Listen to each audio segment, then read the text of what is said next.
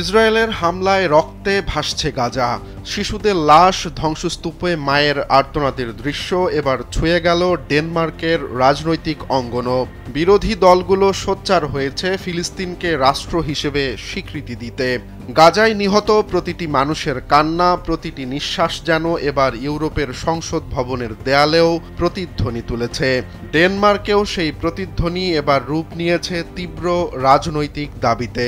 দেশটির বিরোধী দলীয় সোশ্যাল লিবারেল পার্টির নেতা মার্টিন লিগেগার্ড বলেন, এখন সময় এসেছে ড্যানিশ সরকারের স্পষ্ট সিদ্ধান্ত নেয়ার। তাদের অবশ্যই উচিত ফিলিস্তিনকে রাষ্ট্র হিসেবে স্বীকৃতি দেয়া, তাদের বাঁচার অধিকারকে স্বীকৃতি দেয়া।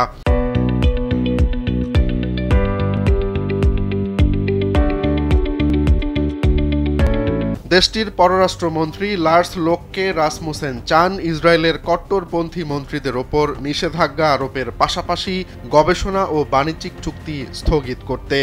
একই সুরে বক্তব্য দেন দেশটির ইউনিটি লিস্ট দলের পররাষ্ট্র বিষয়ক মুখপাত্র ট্রিনে পার্টুমাচ।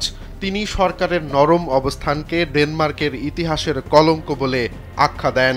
বিকল্প দলের নেতা ফ্রান্সিসকো রেজেন কিল্ট দাবি জানান, ইসরায়েলের বিরুদ্ধে কঠোর বাণিজ্যিক নিষেধাজ্ঞা আরোপের পাশাপাশি আরও দাবি জানান F-35 যুদ্ধবিমানের যন্ত্রাংশ বিক্রি বন্ধ করার, কারণ এগুলোই গাজায় গণহত্যায় ব্যবহৃত হচ্ছে।